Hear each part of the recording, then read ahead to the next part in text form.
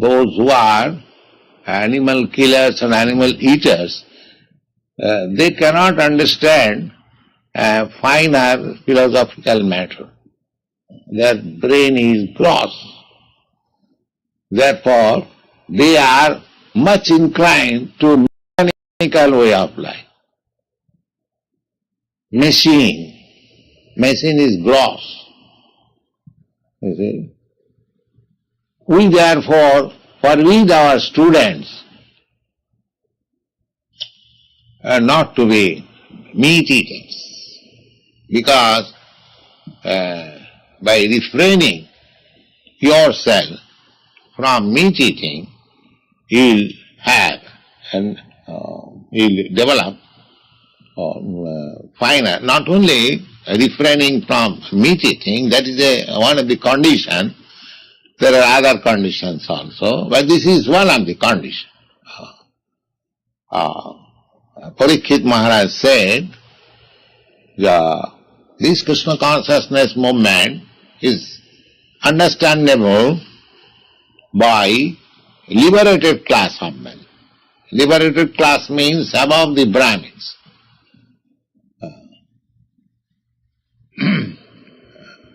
But those who are killer of the animals, the killer of the animals are two kinds.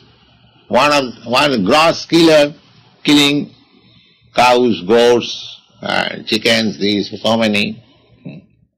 Gross killer. Another killer is soul killer. Soul killer means those who do not take any care for the soul. They are taking care of this gross body. So there are different kinds of philosophies in the world.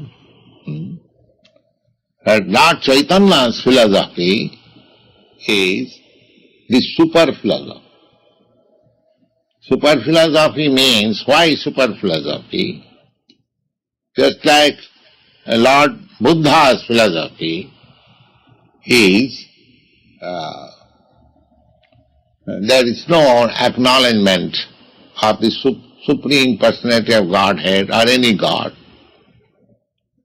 His philosophy is this the body, our material, this present condition is a combination of matter. So you dismantle the matter by meditation, you disperse the matter. Let the earth go to the earth, let the water go to the water, let the fire go to the fire, let this ether go to the ether, the air, because this is combination of earth, water, fire. So disperse it.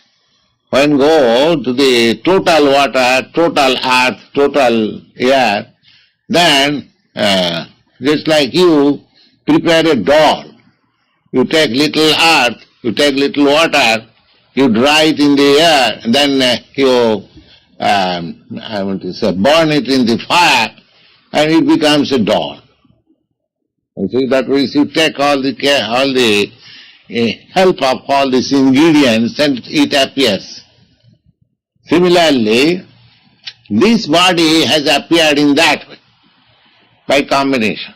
So you, if the doll is broken, then in due course of time, it mixes again, thus thou art, thus thou beest, again mixes with the water, earth, air, there is no. So as soon as it is dismantled and dispersed, there is no more consciousness or the feelings of happiness or distress. Because we are all concerned with the feelings or consciousness of happiness and distress. Everyone is embarrassed. Everyone is trying that I shall become happy in this way. So that means he is feeling distress. So, according to Lord Buddha's philosophy, these feelings of happiness, distress is due to this combination of matter. So you dismantle this matter, material, there will be no more distress and Nibbana. Finish. Nibbana means finish. But I am to say, for that development, Shankar, he says, no, matter is not all. This is false. Matter has grown on the platform of spirit, Brahma Sattva Jagan Mithya. And the Vaishnava Acharya said, yes, spirit is the basic principle. Matter is false, that's all. But that spirit is not void. There is spiritual construction. As in the material world, there is material construction. In the spiritual world, there is spiritual construction. So that spiritual construction is not known to other philosophers than the Vaishnava philosophers.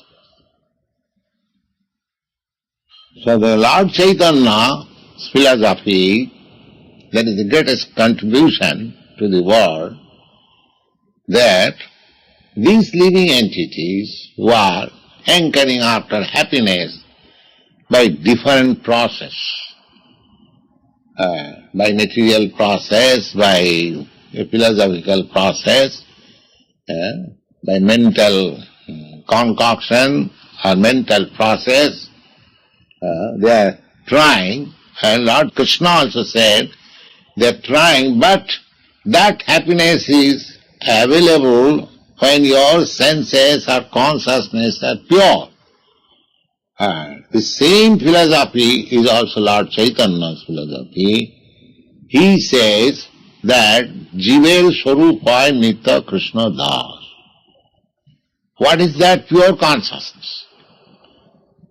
Krishna said that happiness can be achieved in pure consciousness or when your senses are transcendent. He gave hint. Not only hint, he practically suggested also that you simply surrender unto me. So, Lord Chaitanya said the same thing. Lord Krishna said, as the Supreme Lord, He commanded. He has got the commanding power because He is the Supreme God. That you surrender unto. Just like some superior, the teacher or father or king says, you must do it. But there is force. The state says you must do it, but there is, if you do not do it, then there is force. That's like this draft board, the demanding that you must join. If you don't join, there will be force. You will be forcibly joined. So here in the Krishna's order, because he is Krishna, he is the Supreme Lord, there is no force. There is voluntary. He says that this is life. You surrender unto me, but he could force Arjuna to surrender, or anybody, because he is Supreme Lord, but that force he does not apply. Because he has given us little independence, therefore if he forces, then his gift of independence is misused from his side. We are misusing that gift of independence, but for that reason, Krishna cannot withdraw your independence. Just like you are independent citizen, you are, if somebody misuses that independence, he becomes a criminal, but still the independence continues. You are criminal, you are punished, again you are set free, that means you are given again independence. But again if you misuse, then again you are put into prison. Similarly, if the state cannot withdraw your independence, then what is the meaning of this independent country? How God can withdraw the independence He has given to you? that he will not withdraw. It is up to you to use your independence properly. That proper use of independence is to surrender unto. We are suffering, we are manufacturing so many philosophical ways, but the actual position is, that is the statement of Bhagavad Gita, that we are part and parcel of Krishna, God. We are not working according to our particular duty, just like this finger is part and parcel of my body. It has got a particular duty to serve the whole body. When it is unable to do it, it is painful. The physician or the surgeon says that this finger should be amputated. Otherwise, it will create disturbance to the whole body. Similarly, we are all part and parcel of the Supreme Whole. But not surrendering unto Him, misusing our independence, we are giving pain to the Supreme. Therefore He comes that you surrender. Don't give me pain. You just abide by my order. That will give me pleasure, you will be happy. That state of consciousness, to abide by the order of Krishna, is Krishna consciousness. That's it. So Krishna comes personally to canvass that this is not your proper order of life. You are misusing your independence for sense gratification and wandering through various types of transmigration of bodies. Sometimes human bodies, sometimes dog's body, sometimes cat's body, sometimes demigod's body, sometimes rich body, sometimes poor body. So, you stop this business. Krishna says, Sarva dharman parityaj. You have manufactured so many duties. That duties means you are manufacturing so many bodies. That's all. Why you have got different types of bodies? We have manufactured it. God has given us facility. I wanted to become such and such, He has given us facility. All right, we become such and such. If I want to become a tiger, God will give me all the facilities to become a tiger. He'll give me facilities, paws and nails and teeth, so that immediately I can capture any animal, and with the instruments which is provided within my body, I can immediately scratch it into pieces and eat. Similarly, you see the cranes, they have got big beaks. Why? Because they have to catch fish from within the water. So the beak must be very long. So there is facility. The hog has different mouth because he has to eat stool. So a different kind of body. So these bodies means we are manufactured according to our different mentality. Krishna says that you stop all this business. Simply you are migrating or transmigrating from one body to another or one planet to another. That will not make you happy. Sarva dharma, you just surrender unto me.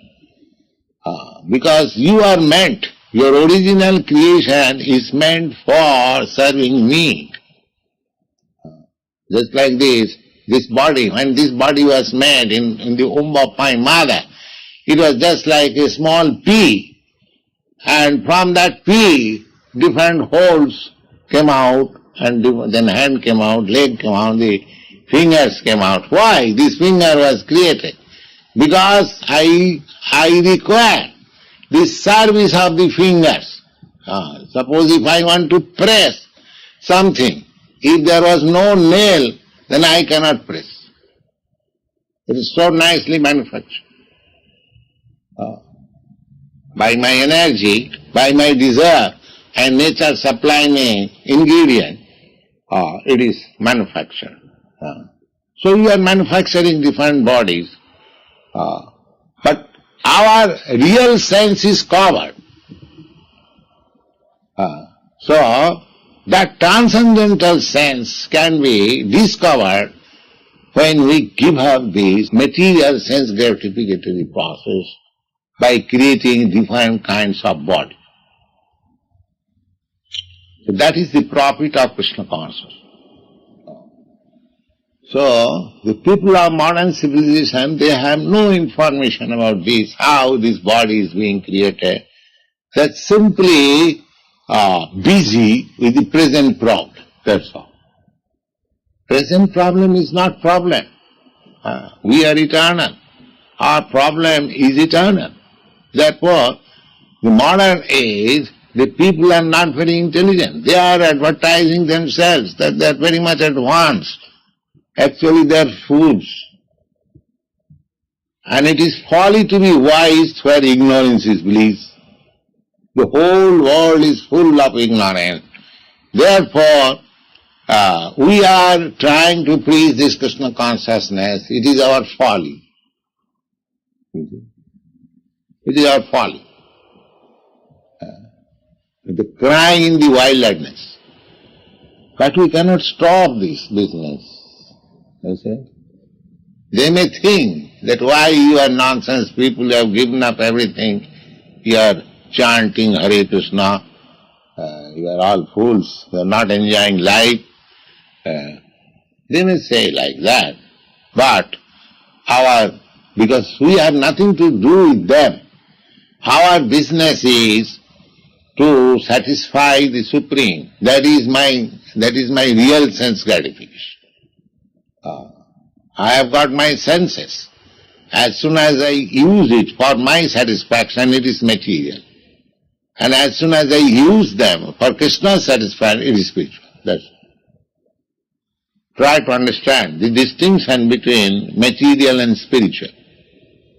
Material means this, I have to act. Acting means I have to act with my senses, with my desires, with my thinking, feeling, willing, so many things, because that is original. You cannot stop your thinking, feeling, willing, working, because that is your original nature. You are living entity. If you have no thinking, feeling, willing, desire or working, then what is the difference between you and the stone? You are not stone. Some philosophers are trying to make you stone, but that is not possible. You cannot become stone. So, the whole process is to rectify, to purify your senses. And the purified sense means, instead of using the senses for this so-called material happiness, one has to utilize the senses for happiness of Krishna. That is purified sense. The vivid example is Arjuna. Arjuna was not willing to fight to satisfy his senses. He thought that if I do not kill my brother or nephews or my grandfather or my teacher, the other side, that will make me happy. If they are killed, then where is my happiness? This is material calculation, because he was giving more importance to the material body. What is his brother? What is his grandfather or teacher? He was seeing the material, just like what is our calculation. I am thinking somebody my friend and another body as my enemy. Why? Because I make distinction on the bodily platform. I say, American, they are my friends. Russians, they are my enemies. Why? What is the platform of this distinction? The platform is body. Because one has got the Russian body, by somehow or other. Another bird has got American bird. I am making distinction. So this distinction is on the material platform. On the spiritual platform there is no such distinction because it is simply spirit. Vidya vinaya sampannai brahmani gavihastini sunichita sapakecha pandita samadha. One who is pandita. Pandita means learned. He does not make any distinction between a learned Brahmin or a dog or a cat or a cow because he sees the spirit. So we have come to that spiritual platform. We have to give up this sense gratification process, and that is the teaching of Lord Caitanya. And Caitanya Mahaprabhu practically demonstrated how to adopt that life of pure sense gratification or pure utilization of the senses. He said, Jive Sharupa Nitya Krishna Das. Jive Sharupa, meaning the real nature of the living entity is eternal servitor, eternal servant of Lord Krishna. The same thing. What Krishna taught in the Bhagavad Gita, Chaitanya Mahaprabhu taught also in his this Bhagavad Dharma teaching, and practically he showed how to do it. That is his specialty. Lord Krishna said, Sarva dharman parityajya mamekam saranam bhaja. You give up all your material engagement, simply just surrender unto me. I shall give you all protection from all reaction of your past sinful activities, because we are creating our next body in this life. So if we become sinful, or if we act only sinful activities, then we get next body, a very lower class of body. Even as the jar in the stool, you see, there are so many varieties of bodies, and if we act nicely, piously, then we get better body. Urdham gachanti sattvasva. Those who are acting, those who are situated on the platform of goodness, they are promoting their existential status in higher planets. Urdham gachanti sattvasthya madhye tishtanti rajasa. And those who are in the modes of passion, they will remain here. And jaganna guna vittistha adho gachanti tamasa. And those who are very addicted to all abominable habits, they are clearing their way to hellish life. So, to abominable life is these four principles that we are trying to avoid. So Lord Chaitanya's teaching, the sum and substance of his teaching is to understand that we are eternal servant of God. And if we immediately engage our energy to satisfy Krishna, then immediately we are transferred to the spiritual platform. And if we stick to that activities on the spiritual platform, then, as assured by Lord Krishna, then after leaving this body, we go back to Krishna, Vrindavan, go back to Godhead, back to home. That is our peaceful, eternal peaceful life. We should endeavor for that. Thank you very much. Where is that girl? See? Why does Krishna have an external energy? Why not? First of all, say why not? Why? What is your objection? Well, if he's pure everything bad in this He is pure. He is pure, always pure. Suppose you are very nice girl, nice. And because you pass some urine or stool, does it mean that you are bad? Does it mean? Then the urine may be bad, the stool may be bad, but because you passed urine or stool, you are not bad. Is it clear? Krishna has got this external energy, that does not make Krishna bad. Try to understand it. If somebody asks is, oh, you are so nice, God nice, why you are passing stool and urine? Is that any argument? I am just speaking on the argument side. Is that any good argument? That because you are very good, you shall not pass stool and urine? Or because you are very good, therefore your urine and stool also be very good? Is that any argument? So similarly, if Krishna has created this external energy, that is for his satisfaction, that's all. But why should you take, if we are confident about Krishna's goodness, why should we bother about Krishna's stool and urine? Why not directly Krishna? Let Krishna pass any amount of stool and urine. We have nothing to do with that. So let there be external energy. You have nothing to do with that.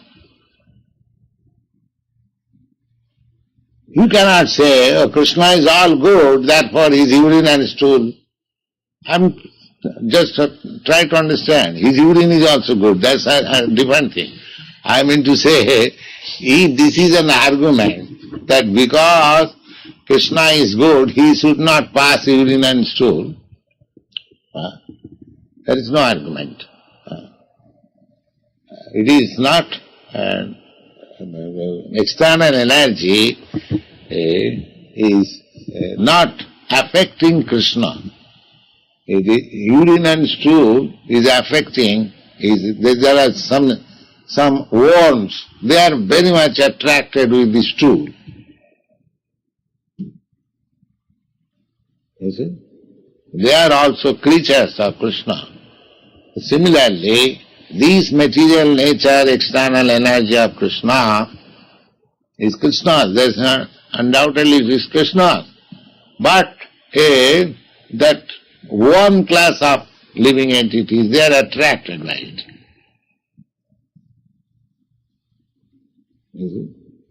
We should not be attracted. That should be avoided, because we are not going to the worms of the stool. Krishna, if he cannot, there are many arguments. If you ask question, why the government has created this criminal department? Is that valid question? The jail department is criminal department, prison, where citizens are put into jail and given trouble. If the prisoner says, why the American government has created this prison department, is that valid question?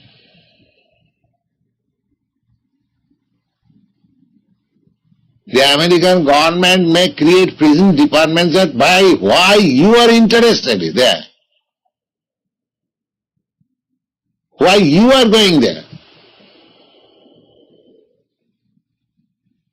The real position is, because you are criminal, therefore government has to create such department.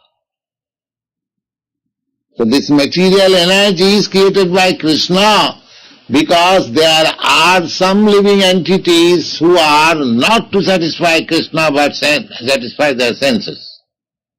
For them it is there. All right, your field of activity is here. So it is not Krishna's desire. It is fulfill your desire. Because in the spiritual world, Krishna is supreme. But if you cannot tolerate Krishna supreme, even here there are so many, why there should be God? I am God. I am God. Are you God? But you have got this mean mentality that I am God. You cannot qualify yourself. You do not know what is God, what is the meaning of God. You are claiming God. Because you do not want to serve God. That is your mentality. So for these lowest class of men, there is external energy. As a man, they will not abide by the laws of the state. They repeatedly break it. Therefore, all right to go there and do whatever you like.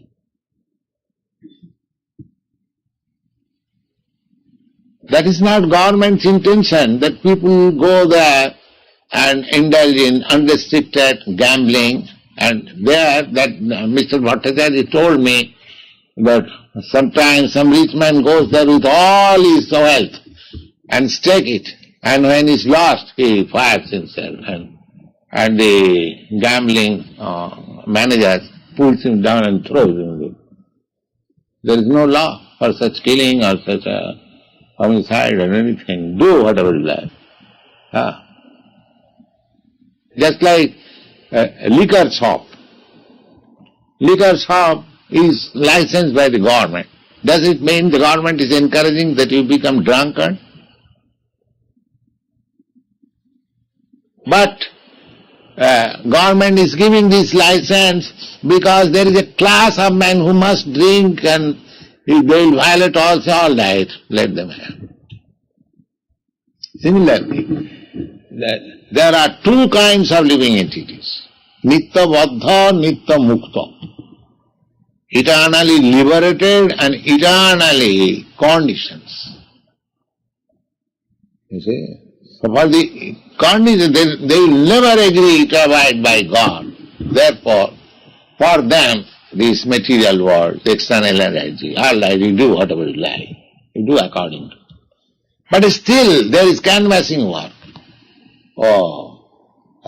God sends His Son to canvass. This is not your right engagement. Please come back to home, back to God. Krishna comes, God Himself comes. He sends His devotees. He comes as a devotee just to again reclaim them. But they are so stubborn. They will not give up this habit. Even in their so-called spiritual cultivation, they are thinking that I am God. I am the mover of the sun, I am the mover of the moon, I am the supreme in this way. That is a disease.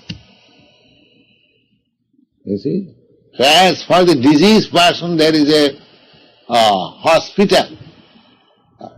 There is operation is going on, so many severe things are going on. Similarly, for the criminal, there is prison department.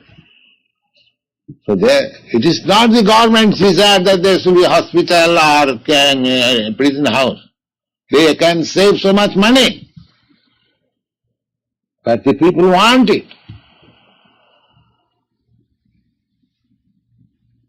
A class of men, third class men, they want this. They want to be diseased, they want to be criminals. So there must be some department for them. Just like Monte Carlo. So, this is a facility for the living entities, for the slight independence which has been given by God to them, that's all. So material energy is there, not by Krishna's own will. You want it, therefore there. Is that clear? Yeah. There will be no more. Is that possible?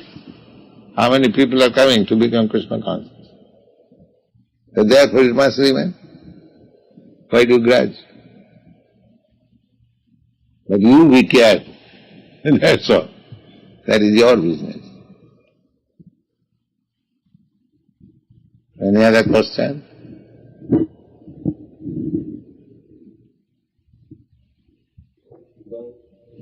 Withdraw that independence. Can we request Krishna to force us to surrender to him due to our condition? Yes, you can request him. And he sometimes forces. He puts you in such circumstances that you have no other way than to surrender to Krishna. Yes? That is special favor. That is special favor. My spiritual master wanted me to preach, but I did not like it. But he forced me. Yes? That is my practical experience. I had no desire to accept the sannyas order and preach. But my spiritual master wanted it. I am not very much inclined. But he forced me. That is also done. That is special favor. When he forced me at that time, I thought that, what is this? What, I am committing some mistake or what is that? I was puzzled. But a little after I could understand that it is the greatest favor shown to me. You see? So when Krishna forces somebody to surrender, that is a great favor. But generally he does not do so. But he does so to a person who is very sincere to Krishna's service. But at the same time, he has got slight desire for material enjoyment. In that case, he does. That this foolish person does not know that material facility will never make him happy. And he is sincerely seeking my favor. But he is foolish. Therefore, whatever resource, little resource he has got for material enjoyment, break it. Then he will have no other alternative than to surrender it. That is stated in the Bhagavad Gita. Srimad Bhagavad. Yasram anugranami hariseta dhanam sanai. Krishna says that if I do somebody special favor, then I make him poverty stricken. I take away all his means of sense enjoyment. You see? That is stated in the Srimad Bhagavad. Because here in this material world, everyone is trying to be happy by earning more money, by business, by service, by this way, that way. But in special cases, Krishna makes his business or service unsuccessful. Do you like that? At that time, he has no other alternative than to surrender to Krishna. But sometimes when you are unsuccessful in our business attempt or earning attempt, we become sorry that Krishna is so cruel upon me that I could not sustain this. But that is his favor, a special favor. You should understand like that.